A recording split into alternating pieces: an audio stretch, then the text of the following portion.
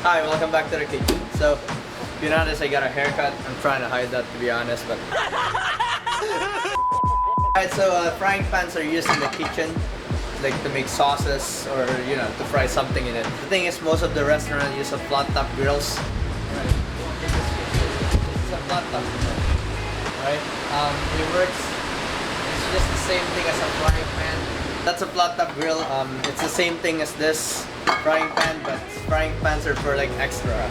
If you're making a sauce and you have to heat it up, right? Or soups, that's where you use frying pans. And there's so many uses. It depends how you use them too. Alright, so in cooking, there's 3 pans that most people use, right? I mean, there's more than this, but these are the most common that you're gonna hear, especially in cooking, right? Let's start with a non-stick pan.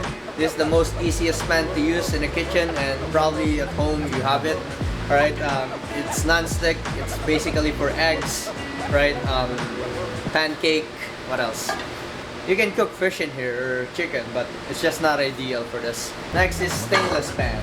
Alright, stainless pan is the most common pans in the kitchen or any restaurants you go to. It's the most common thing they use. It's stainless.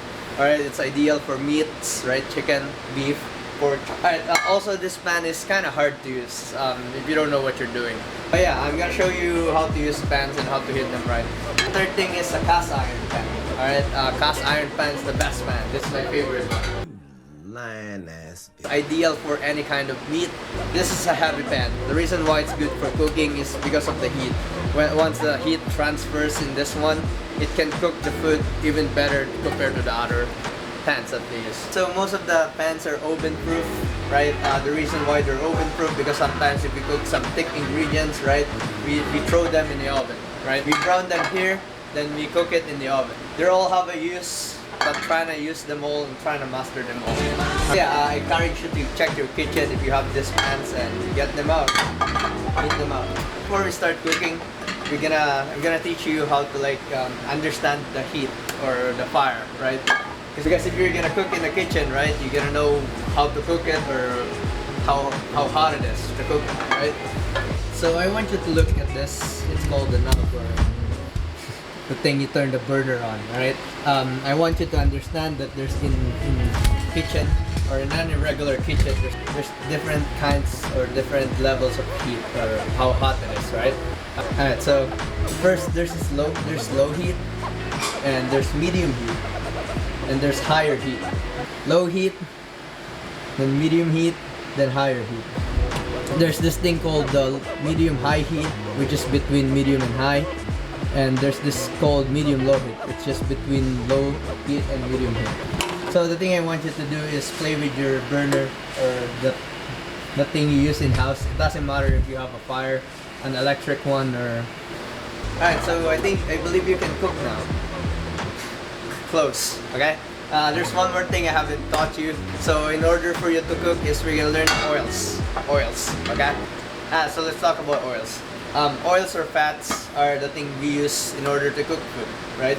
I'm talking about fats like chicken fats or like bacon grease or anything. They are flammable oils, right?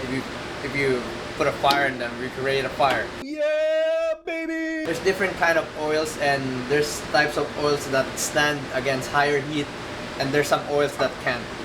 What happens is they burn. Yeah, example is a butter, right? Butter is a fat. Alright, it's the most common product in a kitchen to cook, right? Because it's the flavor of it. It's amazing. I just want you to learn that there's different types of oils, and there's some oils that if you're cooking like stir fry, you cannot use some of the oils because you're gonna burn the oil. And what I'm gonna teach you is the oils that can use in higher heat and the oils that can use in lower heat. Alright, let's start with the oils that you can use in higher heat. These are the oils that can smoke till 400 degrees Fahrenheit. That means the oil can handle the heat. Corn oil and grapeseed oil. Just write that down, okay? Or any refined oils. As long as you see the word refined. Also, there's some oils that can smoke above or below that. That means it's just in the middle.